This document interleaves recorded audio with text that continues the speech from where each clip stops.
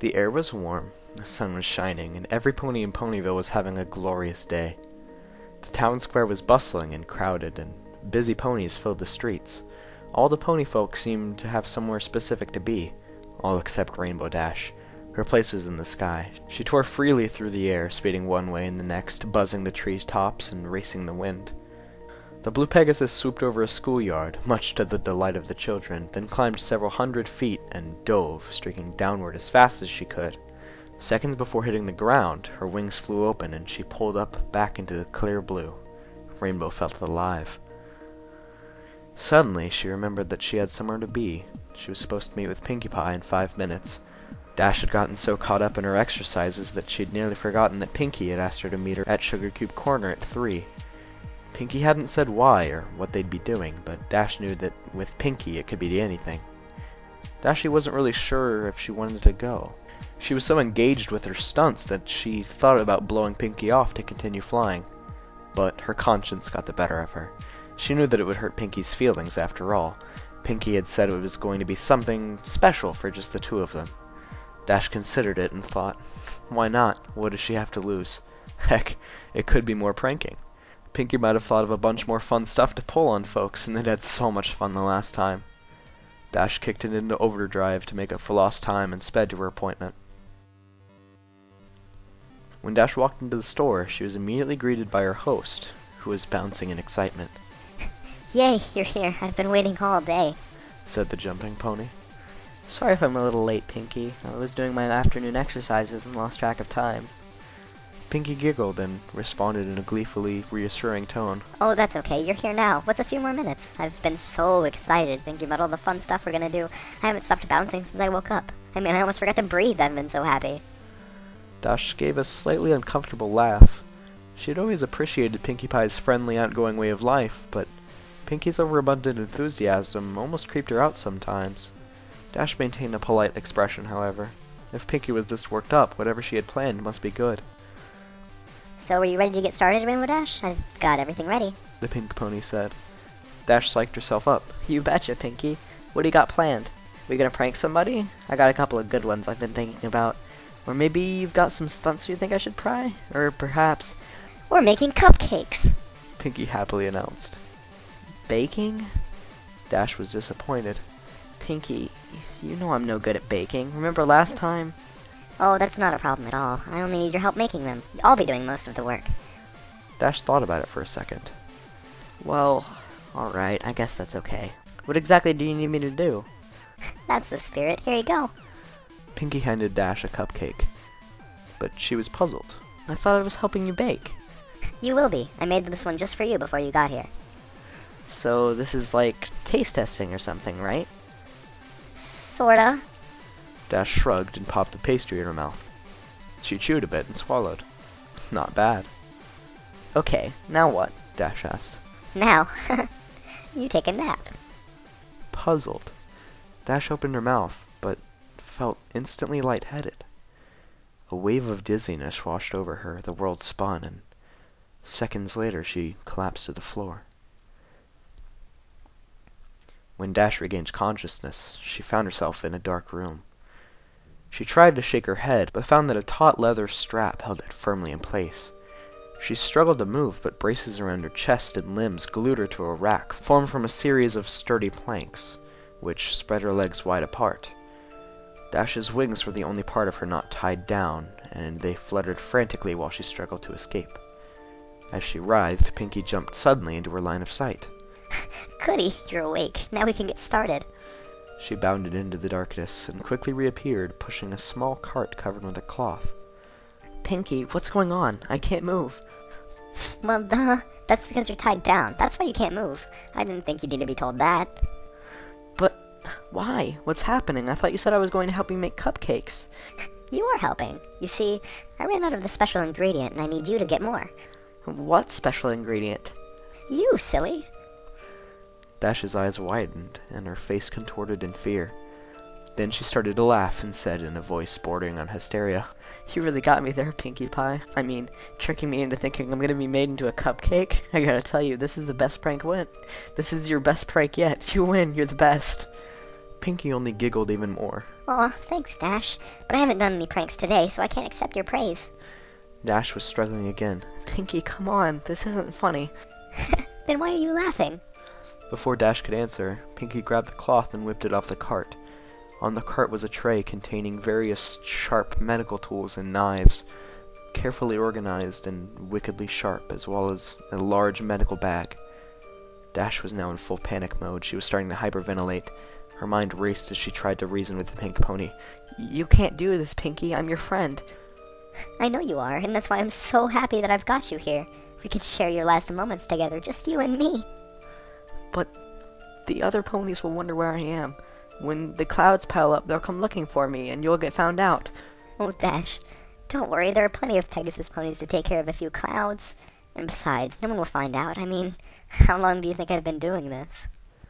And with that ominous statement, the lights suddenly came to life and revealed the rest of the room. Oh no. Dash reeled in horror at the image presented to her. The room was decorated with a typical but twisted Pinkie Pie flair. Colorful streamers of dried entrails fluttered around on the ceiling. Brightly painted skulls of all sizes were attached to the walls, and organs done up in pastels filled with helium were tied to the backs of chairs. The tables and chairs were made of bones and the preserved flesh of past ponies. Dash cringed upon seeing the centerpiece of the table nearest to her. The heads of 4 foals, their eyes closed as if they were sleeping, were wearing party hats made from their own skin. With a thrill of terror, Dash recognized one of them as Apple Bloom's classmate, Twist. Dash's eyes darted back and forth and then fell upon a patchwork banner hanging from the rafters made from several tanned pony hides. The words, "Life is a Party," were scrawled on it in blood red. Dash's attention was brought back by a party horn unfurling and tickling her nose. She gaped at Pinkie Pie, who was standing right in front of her. The party pony was wearing a dress quilted from dried skin, emblazoned with cutie marks. On her back fluttered 6 Pegasus wings, all of different colors. As the Earth Pony skipped in excitement, her necklace of severed unicorn horns clacked together loudly. Do you like it? I made it myself. Desperately, Dash pleaded with the smiling pony before her. Pinkie, please, I'm sorry if I did anything to you. I didn't mean it. Please let me go. I promise I won't tell anybody. Oh, Dash, you didn't do anything. It's just your number came up, and, well, I don't make the rules. We can't turn back now. Dash was tearing up. Aw, don't be sad, Dashy. Look, this'll cheer you up. I brought you a friend. Seemingly out of nowhere, Pinkie produced a brightly painted yellow and blue skull.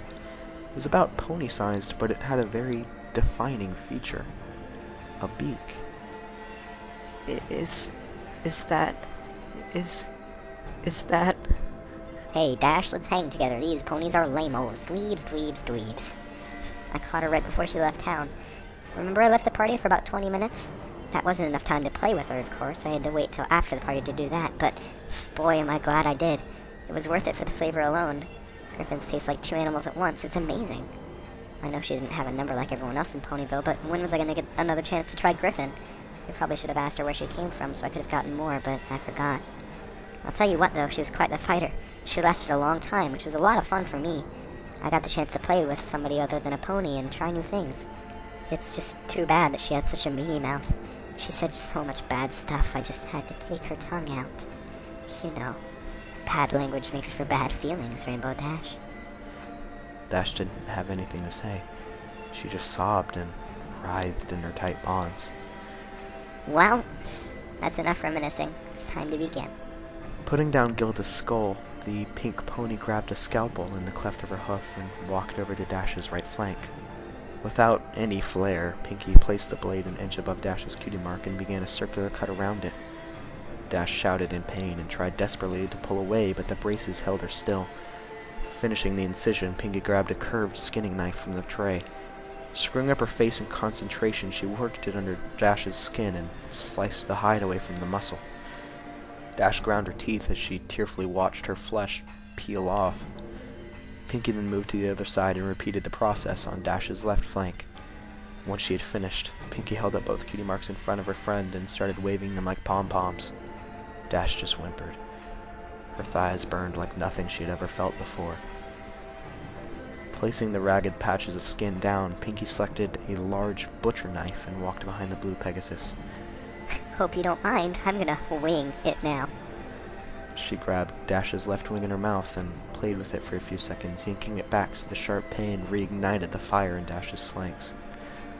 Then, stretching the wing out, Pinky brought the blade down hard at the base. Instantly, Dash screamed and thrashed her appendage.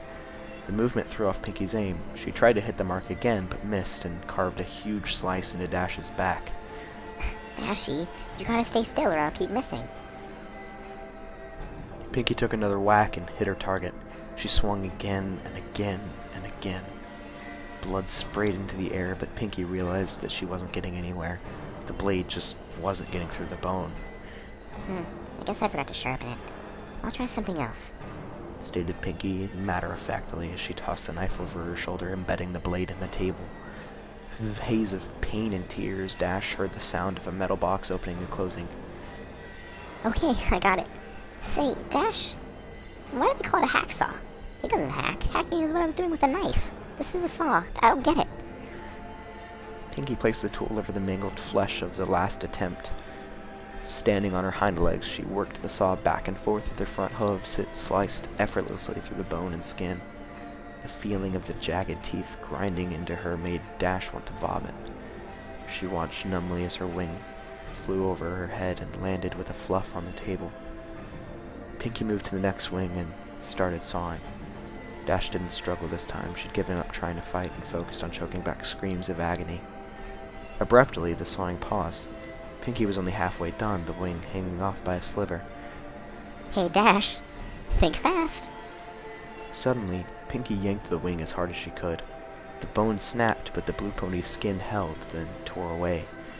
The pole ripped away a long strip of flesh all the way down Dash's back to her rump. Her body seized at the unexpected trauma.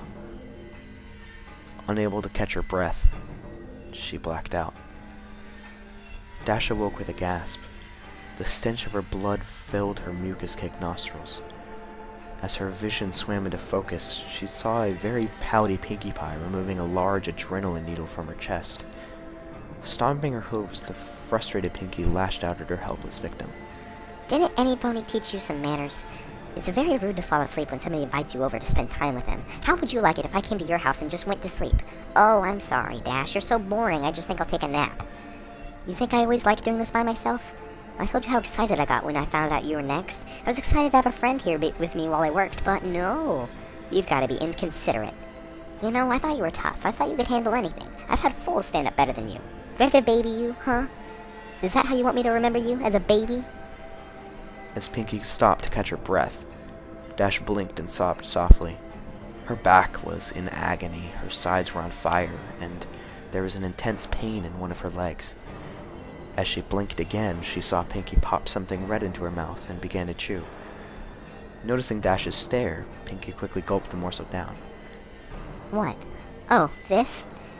Well, while you were asleep, I got a little impatient and helped myself to a small sample. I got it from your leg. You're actually not bad. You wanna try some? Without waiting for a response, Pinkie shoved the strip of meat into the revolted Pegasus pony's mouth. Dash gagged and immediately spit it out. Pinkie frowned and picked up the chunk of flesh. If you didn't want it, you could have just said no. She contemplated the discarded snotty morsel and then gulped it up. It's not like you haven't had my cupcakes before. Swallowing, Pinkie turned her attention to a small can on the tray. She removed the lid, revealing that it was filled with red-hot coals. Lying on top of the coals were several large nails. As the adrenaline filled her veins, Dash began to panic again. Pinkie walked over to Dash's left. Holding some tongs with her mouth, Pinkie carefully picked up a nail and positioned it at the seam between her victim's front left leg and hoof. She then grabbed a hammer and took very careful aim. No, Pinkie. No. No. The hammer came down and the nail punctured Dash's skin. The white-hot burning was too much. Dash screamed as she pulled and thrashed at the braces, causing her raw skin to rub and tear. Pinky tried to line up another nail, but couldn't find her aim, and let out a frustrated grunt. When Pinky brought the hammer back to take a wild swing, Dash burst out crying and begging. Please stop, please, please stop. Pinkie Pie just rolled her eyes. Putting down the hammer and tongs, she walked back in front of her friend and stared pensively at the broken Pegasus. Gilda didn't even cry this much when she had a live Paris Sprite stuffed down her throat. Pinky thought for a minute about what to do next, and then had a sudden spark of inspiration. Rotating a wheel on the rack, Pinky laid Dash on her back and moved to Dash's hind legs, bringing the can with her. Picking up her tools, Pinky drove a searing hot spike of metal directly into the bottom of Dash's hoof. As Dash yelled in pain, Pinky moved around and drove a second nail into the other hoof. Next, Pinky went back to her cart and located an enormous battery and controller, which she dragged over to where she was working. She tied copper wires between the terminals and the nails driven into Dash's hooves, then gave Dash a wink and flipped the switch.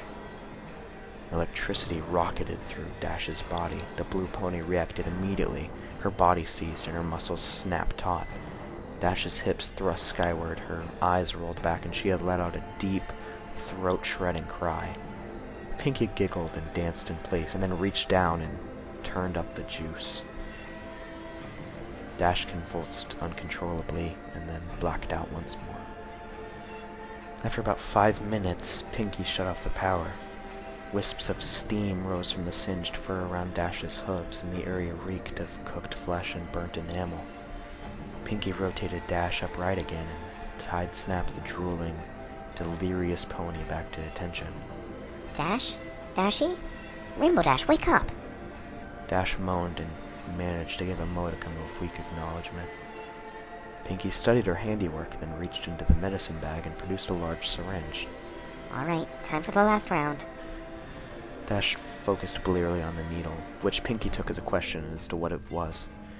This is just a little something to take the pain away. Pinky informed Dash as she walked around to her victim's ruined back. Dash flinched again as Pinky jammed the needle into the lower part of the blue pony's spine. Moving in front of her friend again, Pinky leaned down and elaborated. In a few minutes, you won't be able to feel anything below your rib cage. Then you'll be able to stay awake and watch the harvest. Dash started to cry again. Pinky, Yeah, Dashy? I want to go home. Yeah, I can see you wanting to do that. Sometimes I just want to give up, just say, I'm done with this mess and go to bed. But, you know what? You can't shrug off your responsibilities. You've got to pull yourself up and meet the challenges head on. That's the only way you're going to get ahead in life. Dash just hung her head and cried. Minutes passed as the drug took effect. Eventually, Dash was completely numb from her chest to her flanks. At this point, Pinky approached with a scalpel. Glancing at Dash and smiling, Pinky made a long, horizontal cut across the Pegasus pony's pelvis just above her crotch. Moving up Dash's body, Pinky made a similar incision under her ribs. Finally, Pinky made a long, vertical cut down Dash's stomach, connecting the first two. Looks like I've got my eye on you, Dashy. With a moist, gooey sound, Pinky pulled the flaps of skin open. The sight of her own organs and the lack of feeling caused Dash's breathing to intensify. Pinky carefully sliced open Dash's abdominal sac and grabbed her large intestines. As she separated the organ from the rest of the digestive tract and pulled it out of the new cavity, Pinky grew jovial. Laughing as she gutted her friend, Pinky began to make jokes. Dash, growing weaker and weaker from this new source of blood loss, tried desperately to shut up the macabre comedy act. Look at me, I'm Rarity. Pinky laughed, slinging the intestinal tube around her neck and spraying blood in all directions. Isn't my new scarf so pretty? Reaching back inside, she sliced the smaller intestine out from the bowels. Squeezing out the excess excrement, Pinky filed the slimy organ through her teeth and dragged it back and forth. Dentists say you gotta floss every day, Dash. Dash was barely aware of what was going on anymore. The shock was causing her to fade. Disappointed, Pinky dived into the blue pony's guts, ramping up her routine. Aw, don't go yet, Dash. Pinkie started pulling out the rest of Dash's organs, pausing with each removal. I know I can be a real pancreas, but I'm just kidney with you. You really gotta learn to liver it up. Boy, these jokes are getting bladder. Guess I gotta develop a stomach for them. Pinkie placed the discarded body parts into a bucket, keeping the last one for a bit longer. Ooh, bagpipes. She said, placing the end of Dash's esophagus in her mouth and the stomach in her armpit. She squeezed, and a spurt of acid hit her tongue. Ew. Oh, hey, look, there's your cupcake, Dashy. Dash didn't hear her tormentor. She had slipped from consciousness minutes ago. Pinkie, not yet satisfied, hit Dash with another adrenaline shot. Dash woke up for the last time, her heart pounding. Warm blood flowed out of her wound and her chest in great spurts. It wouldn't be long now. Pinkie brought Dash around and onto her back again and straddled the blue pony's chest, scalpel at the ready. You know, Rainbow Dash, I'm kind of disappointed. I thought you would have lasted longer. I really wanted to spend more time with you before we got here. But I guess it's my fault. I should have taken it a little bit slower. Oh well, it was really nice knowing you, Dashy. The blade sunk into the blue throat and worked its way up to Dash's chin. Coming back down, Pinkie's scalpel then circled Dash's neck. The last thing Rainbow Dash felt was her skin being cut away from her skull and the metal of the blade scraping her teeth. And then she was gone. Pinkie Pie stared into the mirror. She had done a really good job, even keeping the eyelids. She winked, and Dash winked back. Pinkie smiled. But still, she was sad that her friend was now gone. Dash had only lasted 50 minutes, not nearly as long as Pinkie had wanted. She looked back at the cadaver hanging in the center of the room, the last of her friend's fluids draining into a pan. Yup, no more Rainbow Dash. As she looked, Pinkie cocked her head. She began to take notice of the fact that there really wasn't that much damage to the corpse. In fact, an idea exploded in her head. She was good at sewing, and if she had all the pieces, all she had to do was put them back together. Yeah, she just had to get some stuffing, and bingo, she'd have Rainbow Dash forever. In fact, that's what she'd do for all of her best friends when their numbers came up. She was so excited she skipped right over to the body with her Skinner to get started. The cupcakes could wait. Pinkie Pie had a friend to make.